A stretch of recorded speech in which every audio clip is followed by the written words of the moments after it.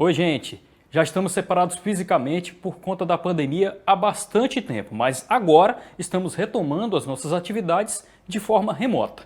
Portanto, para garantir um ambiente respeitoso, saudável e seguro para todo mundo, é necessário observar aí algumas orientações sobre como estudar, aprender e também se portar em um ambiente de ensino virtual. Pensando nisso, nós separamos algumas dicas para vocês. Vamos lá? Antes de tudo, lembre-se de que sala de aula virtual é uma extensão da sala de aula presencial e, portanto, o Regulamento da Organização Didática, o ROD, ainda é o documento que rege a sua dinâmica, ou seja, você e seus colegas continuam tendo direitos e deveres a exercer. Ei, olha que legal! As aulas serão gravadas. Daí, se você tiver alguma dúvida quando estiver estudando, poderá voltar e rever a aula. E se não puder assistir ao vivo, poderá assisti-la a qualquer horário e quantas vezes quiser, não é bacana? Para assistir às aulas ao vivo, vista-se adequadamente e escolha, na sua casa, um local mais apropriado para que você possa ter o máximo de atenção na aula. E se você tiver aquele cantinho para chamar de seu, corre para lá. Com certeza você conseguirá melhorar a sua concentração na atividade. Por isso, deixe também seu celular no silencioso. Ao acionar o aparelho, desative o microfone. Isso evitará que em um momento de distração, você compartilhe uma fala ou um ruído que não queria que todo mundo escutasse. Evite também interromper a fala dos demais participantes. Se quiser comentar algo ou esclarecer alguma dúvida, avise o professor pelo chat, aquele espaço para o bate-papo escrito. Assim, a aula fica organizada e sem perturbações. O que vale para o áudio, vale para o vídeo também. Para não expor a privacidade do celular, sua imagem não precisará aparecer. Só ative a sua câmera se o professor pedir e se você concordar com a sua exposição. Mas nesse momento, cuidado, hein? Olhe para trás e verifique se não tem nada que não deseje mostrar. Para evitar acidentes de exposição, sugerimos que você mantenha a câmera desligada. Falhas técnicas poderão acontecer, seja com o professor, com colegas ou com você mesmo. Tenha paciência, procure manter a calma e contornar o problema com discrição e gentileza. Você não deve copiar, distribuir, modificar, reproduzir, republicar, transmitir ou comercializar qualquer informação, texto ou documentos contidos nas aulas em qualquer meio eletrônico, nem criar qualquer trabalho utilizando imagens, textos ou documentos dessas aulas sem ter por escrito o prévio consentimento dos envolvidos na exposição. Lembre-se de que não é correto compartilhar o que não é seu, e essa atitude inclusive é considerada crime. E aí, pessoal, entenderam tudo direitinho? Se ficou alguma dúvida, basta voltar o vídeo e assistir de novo com calma. Se você continuar na nossa sala de aula virtual, é porque concorda e vai seguir todas essas orientações que a gente acabou de passar para vocês. O IFCE, apesar desse distanciamento social todo, segue realizando muitas ações. Para conferir todas as notícias do nosso instituto, basta acessar o nosso portal ifce.edu.br e também as nossas redes sociais. Esses são os canais oficiais para você ficar por dentro das novidades do IFCE e também matar as saudades do nosso instituto. A sua aula já vai começar. Obrigado pela atenção e bons estudos! Olá pessoal, vamos agora dar início ao nosso segundo encontro e agora de fato iniciar o estudo da disciplina de Eletricidade e Magnetismo 1. Então, inicialmente a gente vai falar um pouquinho sobre o conceito de cargas, condutores e isolantes, né? Para que isso, né? A gente vai ver que a maioria dos nossos dispositivos eletrônicos eles utilizam estruturas como essa que vocês podem ver aqui do nosso lado esquerdo, que são microcontroladores, capacitores, resistores, indutores, diodos, e a gente vai ter quase que uma infinidade de dispositivos eletrônicos em que eles utilizam exatamente esse movimento de cargas ou essas cargas acumuladas nesses dispositivos para que ele tenha um funcionamento e aí que a partir disso daí a gente consiga, dependendo do dispositivo, ele vai apresentar propriedades físicas diferentes e um funcionamento diferente. Então, a gente precisa entender o funcionamento direitinho, né, com detalhes, do conceito de cargas e todos os outros conceitos envolvidos por trás do conceito de cargas, para que a gente possa entender como é que funcionam esses circuitos e, a partir disso daí, estudar e até mesmo produzir circuitos elétricos.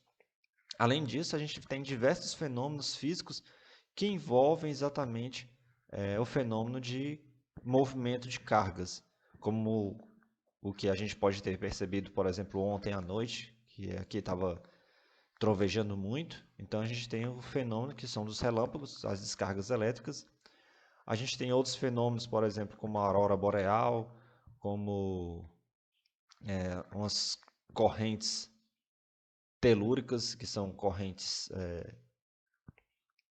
de magma com cargas elétricas que geram o campo magnético da Terra. E para que a gente possa entender isso daí, a gente vai ter que entender alguns outros conceitos mais básicos de cargas. Então, primeiro a gente vai fazer uma breve introdução histórica. Os primeiros relatos de experimentos de eletricidade, eles datam de 600 a.C. O que eram basicamente esses experimentos? Esses experimentos eram alguns filósofos, eles perceberam que quando eles pegavam uma lã e eles começavam a tritar sobre o ambar, que é uma resina fossilizada de árvores, ele percebia que esse ambar e essa lã, eles começavam a atrair pequenos objetos, pequenos pedacinhos de papel, na época chamado de papiro, e outras folhinhas menores, alguns corpúsculos pequenos. E aí, isso daí já foram os primeiros experimentos envolvendo a eletricidade. Não se sabia ainda por que acontecia isso, mas se sabia que funcionava. Então, no século XVIII, então já bem depois, né, 24 séculos depois, Benjamin Franklin, ele sugeriu denominar que ao atritar um bastão de vidro com seda, no caso, a seda, ela ia adquirir carga negativa e o primeiro, no caso, o bastão de vidro, ele ia adquirir carga positiva. Então,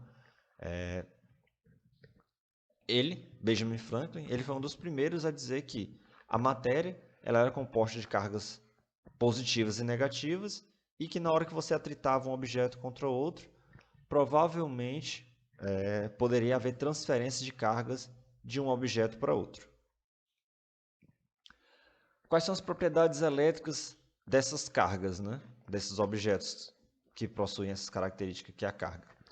Um objeto que apresenta alguma carga elétrica líquida, ele vai exercer uma força elétrica sobre o outro objeto eletricamente carregado. Então, esse termo é carga elétrica líquida, ele está falando exatamente que, de um modo geral, todo e qualquer objeto ele é composto de partículas que têm cargas positivas e cargas negativas. Só que, em geral, os efeitos das cargas positivas eles vão anular os efeitos das cargas negativas e vice-versa. De modo que você só vai perceber as propriedades elétricas de um determinado material quando ele está em excesso ou de cargas positivas ou com excesso de cargas negativas. E aí por isso que a gente geralmente vai falar de carga elétrica líquida. Quando esses objetos eles têm cargas elétricas idênticas, você vai ter um fenômeno conhecido como fenômeno de repulsão. Então a gente vai ter que duas cargas positivas elas vão se repelir, da mesma forma que duas cargas negativas elas também vão se repelir. Esse fenômeno é bem conhecido de vocês, né? Você já deve ter estudado e visto isso bastante lá no ensino médio. Já o caso contrário, em que você tem cargas elétricas de sinais opostos, de cargas opostas, essas cargas elas tendem a se atrair. Então, carga positiva atrai negativa e vice-versa. Então, o que é a estrutura atômica de um átomo, né? Então, a gente vai ver que, ao longo da história das ciências, o átomo como um todo ele teve diversas estruturas, diversos modelos para poder explicar o átomo. O que é mais aceito atualmente, né? que é mais difundido principalmente para o conteúdo de física básica, é o átomo, como a gente vê dessa forma aí, que é o átomo de Rutherford, que é um núcleo denso, em que ele vai ter as cargas positivas, cargas positivas e neutras, partículas neutras dentro, concentradas numa região no centro do seu átomo, que vai ser conhecido como núcleo, e você tem os elétrons, que são as outras cargas, as cargas negativas, que vão ficar orbitando ao redor desse núcleo. A gente pode imaginar isso daí como se fosse basicamente um sistema solar. O Sol ele está no centro, que vai ser considerado como se fosse o nosso núcleo, e os planetas eles estão girando ao redor do núcleo, no caso ao redor do Sol, exatamente nesse movimento aproximadamente circular. Foi definido que o elétron, segundo aquela definição de Benjamin Franklin, né? As cargas, o elétron ele vai ter uma carga negativa, o próton ele vai ter uma carga positiva e o nêutron ele vai ter uma carga neutra.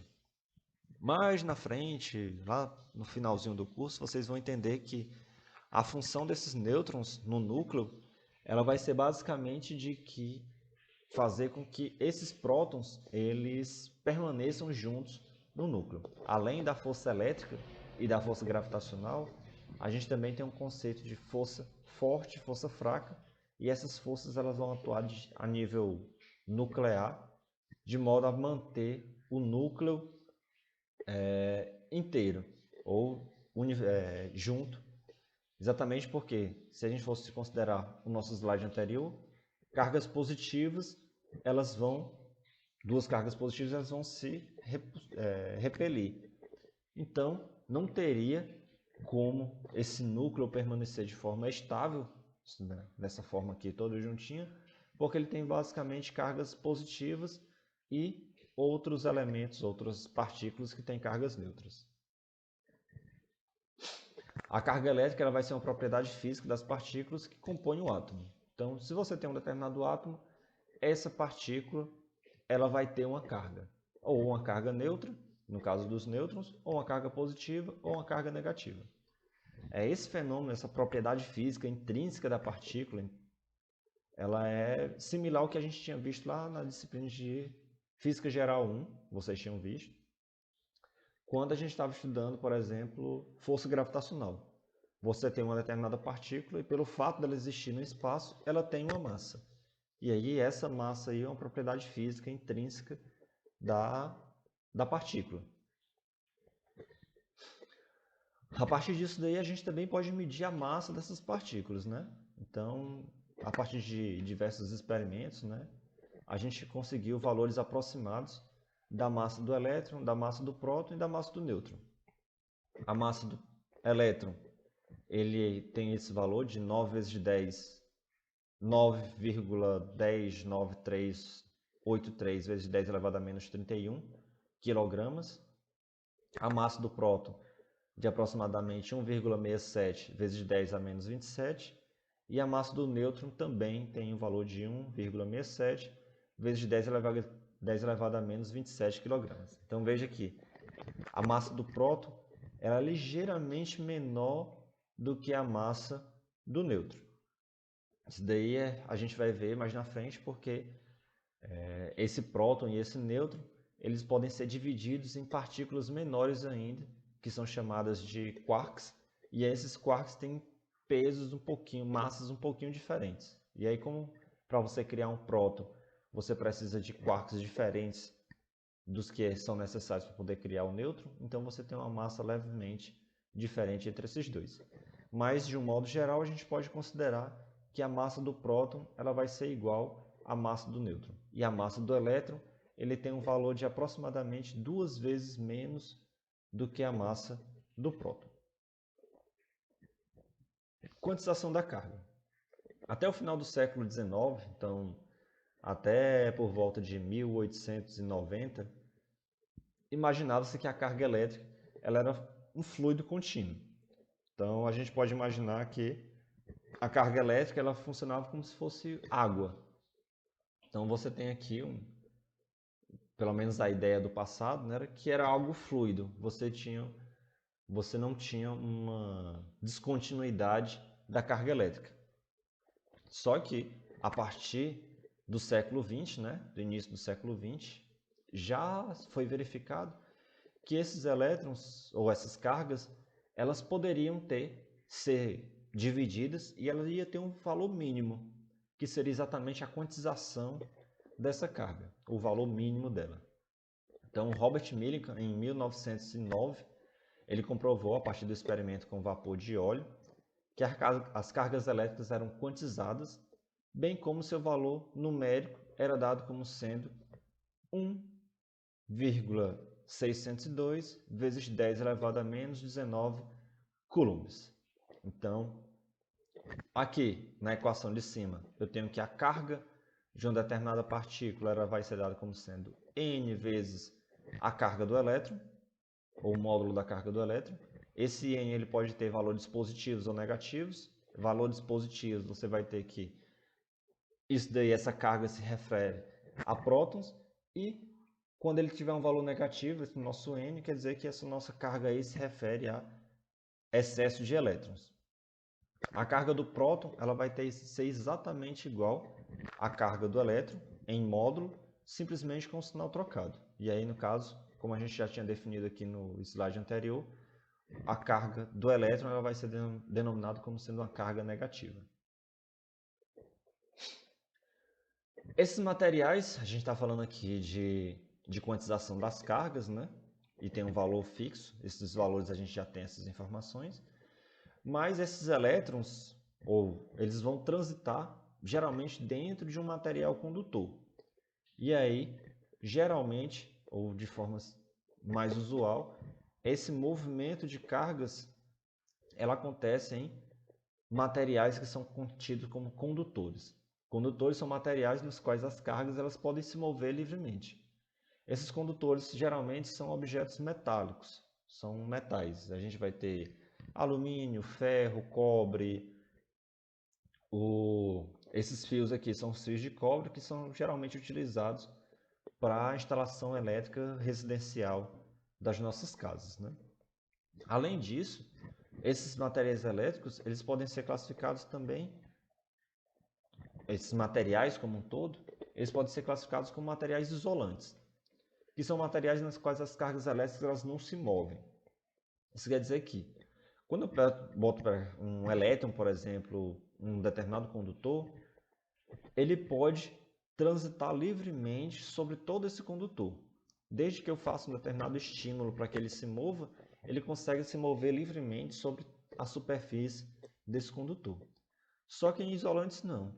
Se no isolante eu botasse um elétron, por exemplo, na pontinha aqui dessa minha peça aqui de cerâmica, independente do estímulo que eu fizesse, esse elétron muito provavelmente ele não sairia dessa posição aqui, a não ser que eu submetesse ele a um estímulo muito, muito grande, nesse caso aí a uma tensão muito elevada, e aí mais na frente a gente vai discutir em outras aulas, a gente vai discutir o que é esse conceito de tensão, mas de um modo geral a gente vai dizer que em determinados materiais isolantes, os elétrons eles não podem se mover. Então, na hora que você coloca um elétron, você coloca um próton, uma carga qualquer, em um determinado material isolante, a tendência dele é que ele fique fixo nesse determinado ponto. É como se você colocasse a carga lá e colocasse uma colazinha especial, de modo a fixar aquela carga naquele ponto.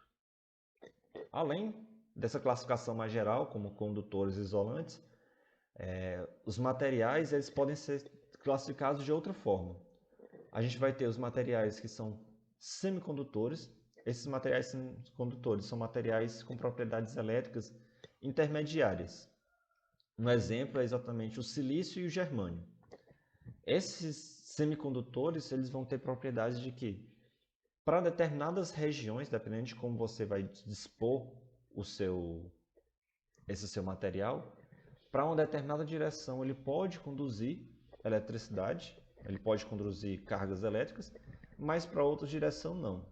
A gente pode imaginar, por exemplo, como se fosse a parede da casa de vocês. Imagine uma parede do quarto de vocês, por exemplo, e aí se ela fosse feita toda de um material semicondutor, poderia ser que dependendo do arranjo que você fizesse, quando você aplicasse um determinado estímulo sobre ele, as cargas elas pudessem se movimentar na vertical, então elas poderiam sair do chão para o teto e do teto para o chão, mas independente do estímulo que você fizesse, as cargas elas não poderiam se locomover, por exemplo, na lateral do seu quarto. Elas não poderiam se mover da esquerda para a direita nem da direita para a esquerda. Simplesmente elas se movimentam de cima para baixo.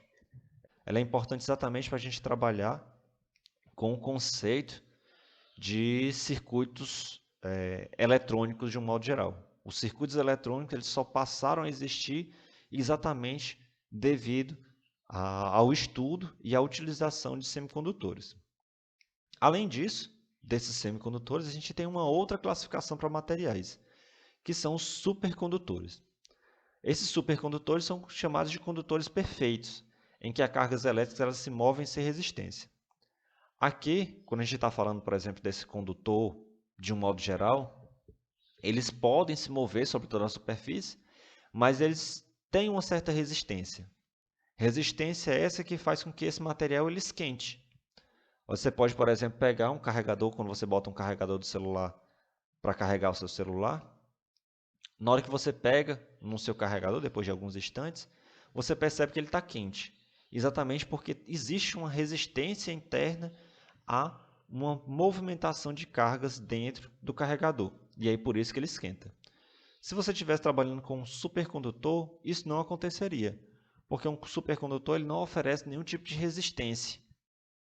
E aí, esse fato de não oferecer resistência é algo que é muito estudado, exatamente para que a gente possa, digamos assim, economizar energias, já que o fato de você estar esquentando o carregador ou outros equipamentos, simplesmente pelo fato dele estar funcionando, ele começa a esquentar, esse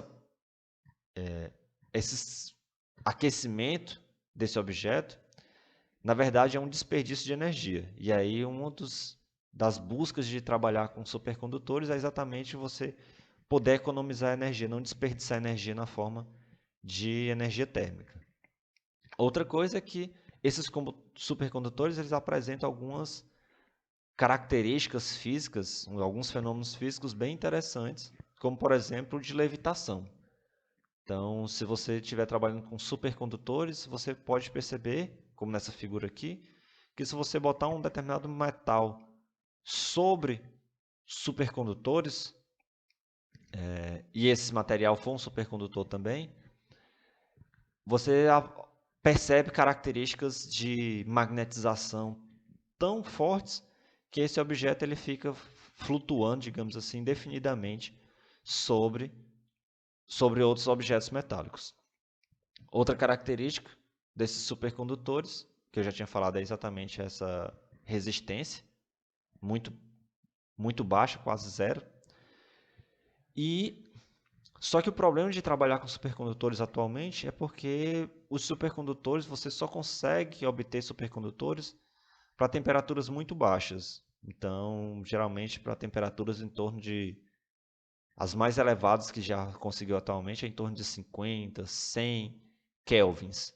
50, 100 kelvins é equivalente a, por exemplo, menos 173 ou mesmo menos 220 graus Celsius. Então, são temperaturas muito baixas que só são conseguidas em laboratório. As propriedades elétricas de um material são determinadas por sua estrutura atômica. Então, dependendo de como é que está arranjado os elétrons dentro da sua estrutura atômica, como a gente tinha mostrado lá naquela primeira figura, que tem o núcleo e os elétrons orbitando, esse material, dependendo de como você está estruturado atomicamente, esse material ele pode ser um isolante, ele pode ser um condutor, ele pode ser um supercondutor, ele pode ser um semicondutor. Então, dependendo da estrutura organizacional dos seus elétrons, que essa propriedade elétrica do material ela vai surgir. E aí você pode classificar de acordo com uma daquelas 4 características. Quando os átomos de um material condutor se unem para formar um sólido, alguns elétrons mais afastados no núcleo se tornam livres para transitar pela superfície do material. Então a gente está falando agora de condutores, né? Quando você pega um material condutor e você vai juntando eles você forma um objeto sólido, um portão, uma barra de ferro, uma chave de fenda. E aí esses elétrons, nessa estrutura de condutores, quando a gente está falando de estrutura sólida, o que se move nessa estrutura são os elétrons, né? Então, na verdade, os prótons eles são mantidos fixos. Quando você tem um objeto que tem uma carga positiva, é porque, na verdade, você retirou elétrons dele e ele está com ausência de elétrons. E aí essa ausência de elétrons faz com que ele tenha uma carga positiva. Da mesma forma, se ele tiver uma sobra de elétrons, ele vai ter uma carga negativa. Esses elétrons mais afastados do núcleo, eles ficam livres, então eles ficam transitando livremente sobre a superfície do seu metal e eles recebem um nome específico para isso, né? Esses elétrons móveis, eles são denominados de elétrons de condução. Então, não são todos os elétrons que formam o seu átomo que eles estão livres para poder conduzir eletricidade. Então, o que a gente vê de fato, por exemplo, se você tivesse um átomo de cálcio, o átomo de cálcio você tem uma boa quantidade em torno de algumas dezenas de elétrons na sua estrutura eletrônica, mas somente 2 átomos do átomo de cálcio que podem ser removidos do seu átomo para se transformar em elétrons de condução. Da mesma forma, alumínio e tantos outros metais. Você vai ter que ele tem dezenas de elétrons na sua composição atômica, mas somente 1, 2, às vezes no máximo 3 elétrons de cada um desses átomos que de fato vão se transformar em elétrons de condução. O restante, eles vão estar muito ligados ao núcleo atômico, de modo que eles não podem ser considerados elétrons livres, eles estão presos ao núcleo. Existem 3 formas de eletrizar um determinado objeto, né? Ou de inserir cargas elétricas nele. O primeiro é de condução ou contato. Ele ocorre quando os materiais, em geral condutores, eles são conectados entre si. Assim, parte do excedente da carga de um objeto é transferido para o outro objeto. Aqui a gente tem um exemplo. Antes do contato, você tem um objeto eletricamente carregado. Aqui a gente tem 8 elétrons no objeto A e nenhum aqui no objeto B. Quando você entra em contato um com o outro, parte dos elétrons do objeto A ele é transferido para o objeto B, de modo que agora você tem os dois passam a estar carregados e os dois passam a ter exatamente o mesmo sinal. Então, quando você faz uma eletrização por contato, os dois objetos que estão em contato entre si, eles adquirem exatamente a mesma carga. A mesma carga não, o mesmo sinal da carga. Eles, dependendo da forma dos objetos, dependendo do volume dos objetos, eles podem acumular cargas em módulo com valores diferentes. Mas o sinal das cargas vai ser exatamente igual. Um outro exemplo, um exemplo mais simples que a gente pode ver de condução por contato, é como, por exemplo, a geladeira de você está com mau funcionamento, e aí às vezes você vai lá e encosta o braço na geladeira e você sente um choque. Na verdade, o que era? A sua geladeira estava com excesso de elétrons na sua carcaça, isso daí devido exatamente ao mau funcionamento. Você, um corpo neutro, se aproxima dessa geladeira e entra em contato com ela. Na hora que você entra em contato com ela, parte das cargas que estavam na geladeira é transferida para você. E aí, nesse momento de transferência de cargas, você sente um beliscão, que é exatamente um choque, que é a transferência de cargas da geladeira para você. Mas você vai ficar eletricamente com a mesma carga, o mesmo sinal de carga da geladeira. Então, se a geladeira tinha carga negativa, você também vai ficar com carga negativa, só que com módulos diferentes. Outra forma de eletrização, falei uma, né, de contato. A segunda é a de atrito, que foi exatamente uma das primeiras formas de eletrização estudadas desde os primórdios do estudo das ciências. Então, a eletrização por atrito, você vai atritar 2 objetos, geralmente um mais maleável e outro fixo, um outro mais sólido, exatamente para poder facilitar o atrito entre esses objetos. Nesse caso aqui a gente está friccionando a seda com o vidro, e aí quando você faz isso daqui, parte da carga negativa, ou parte dos elétrons que estava aqui nesse bastão de vidro, vai para a seda, para o pedaço de cedro, de tal modo que você vai ter que... O vidro vai ficar com carga positiva, que vai estar faltando elétron, e a seda vai ficar com carga negativa, que vai estar com excesso de elétrons. Uma coisa interessante que a gente vai ter aqui nas propriedades elétricas é o princípio da conservação da carga. O que é a conservação da carga? Você vai ter que, se você em um determinado experimento, você tinha inicialmente uma certa quantidade de carga, ao final do experimento, se seu sistema for isolado, a carga ela vai ter que ser mantida constante. De tal modo que, se inicialmente esse nosso vidro aqui, ele tinha carga zero, e a nossa seda, ela também tinha carga zero, então os dois estavam eletricamente neutros, depois que eu friccionei um com o outro, eu atritei um com o outro, quando você vai contar as cargas, nesse desenho aqui não aparece dessa forma, mas você poderia medir depois exatamente a carga que tem no seu bastão de vidro, é exatamente a mesma carga que tem na sua seda, só que com sinal contrário. De tal modo que na hora que você somasse a carga do bastão de vidro com a carga da seda, você tinha que ter uma carga total zero, exatamente para poder satisfazer a condição inicial, que era carga zero. Por fim, a gente tem uma eletrização, que é a eletrização por indução. Então, a eletrização por indução ela ocorre quando aproximamos um objeto carregado, um indutor, de um objeto condutor que se deseja carregar, o induzido. Mas a gente simplesmente aproxima sem encostar no outro objeto. Como é que funciona isso? Digamos que você carregou essa bola aqui de alumínio, as duas aqui são bolas de alumínio, e você carregou essa daqui por atrito. Você pegou, por exemplo, um papel toalha sequinho e você começou a atritar sobre essa bola de alumínio aqui, de tal modo que ela ficou eletrizada. O que é que você vai fazer? Você vai pegar, aproximar esse bastão aqui, essa bola de alumínio que está eletricamente carregada. Você vai aproximar desse outro, que a gente vai chamar de induzido. Só que na hora que você fizer isso daqui, se esse material aqui ele for um material condutor, o que é que vai acontecer?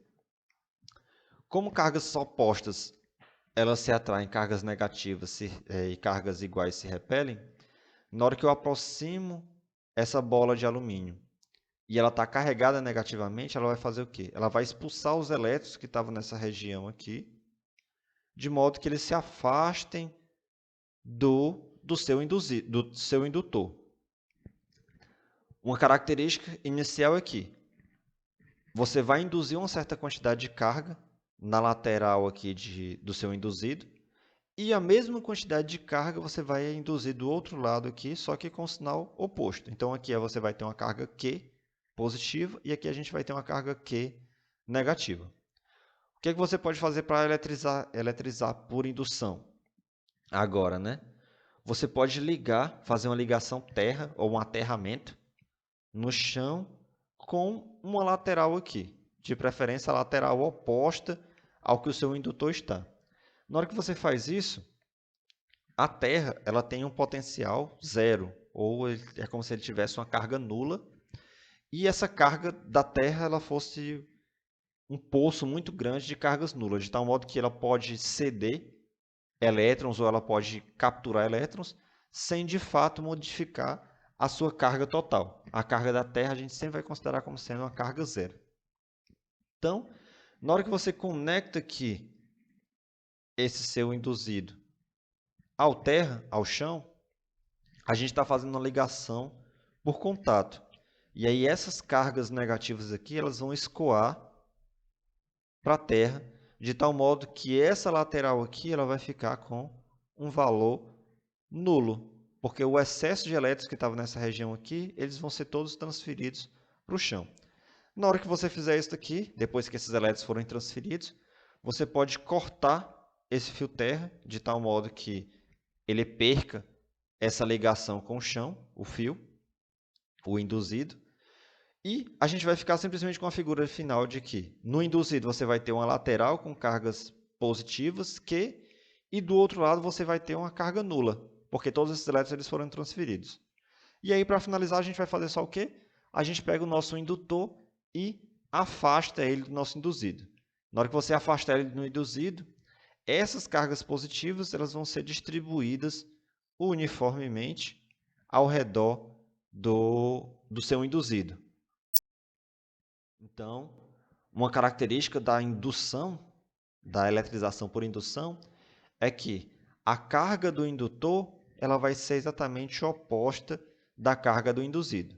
Nesse caso aqui, eu estava aproximando um indutor com carga negativa e o meu induzido vai ficar com a carga final positiva. Não necessariamente a carga que vai ter no induzido vai ser exatamente igual à carga do indutor. Geralmente, essa eletrização por indução ela é uma eletrização mais fraca. Então, você, como eu já tinha comentado com vocês, a unidade de carga elétrica é o coulomb. Então, a gente vai ter que, se eu aproximasse, por exemplo, um indutor com 5 coulombs de carga negativa, talvez no final o seu induzido ele ficasse com 1 coulomb de carga induzida, um coulomb positivo. Então, essa indução ela é uma indução mais fraca, mas é uma forma de você fazer essa eletrização. Você pode refazer esses experimentos aqui. É um pouquinho mais complicado de você fazer essa eletrização por indução, porque, em geral, você não consegue deixar tão carregado o seu indutor de modo que você consiga induzir cargas de modo perceptível no seu induzido. Mas os outros dois experimentos você consegue realizar tranquilamente, né? Por condução ou por contato. Isso daqui acontece normalmente quando você encosta em algum equipamento que não está bem aterrado. E essa aqui por atrito você pode fazer em casa. Por exemplo, você pode pegar a caneta, a sua caneta mesmo, e você ficar esfregando um papel toalha nela. Então você pega um papel toalha, fica passando nelas, atritando na caneta que vocês usam para escrever. Preferencialmente aquelas canetas Bic ou a caneta compacto, porque elas são de acrílico e aí facilita um pouco mais essa questão da eletrização por atrito. E você vai perceber que ela vai atrair pequenos objetos, né? Pedacinhos pequenos, muito pequenos de papel, cabelos, pelos que tivessem pela casa. Se você botar alguns pelos sobre a mesa, você vai ver que ele vai atrair. O problema, por exemplo, de você fazer esse experimento nesses dias é porque a umidade do ar, hoje, por exemplo, está uma umidade muito alta, porque choveu. Então, você vai ver que, você pode perceber que não vai ocorrer uma eletrização, e se acontecer, ela vai ser muito pequena, porque a umidade do ar ela vai impregnando, ou vai, digamos assim, umidificando a superfície do seu objeto, e essa água ela vai ser condutora. Então, na verdade, você não vai conseguir eletrizar por atrito, porque essa água ela vai conduzindo a carga elétrica, e aí, à medida que você vai eletrizando por atrito, automaticamente a água ela vai descarregando essa carga que você estava gerando. Aí, esse experimento de eletrização por atrito, a gente só vai conseguir fazer ele com um grau de precisão ou uma qualidade melhor, simplesmente quando a gente pegar em dias que a umidade estiver mais baixa, em dias mais quentes, com sol mais intenso e com baixa umidade no ar. Então, com isso daqui eu encerro o nosso encontro de hoje e aí até o próximo encontro. Valeu, pessoal!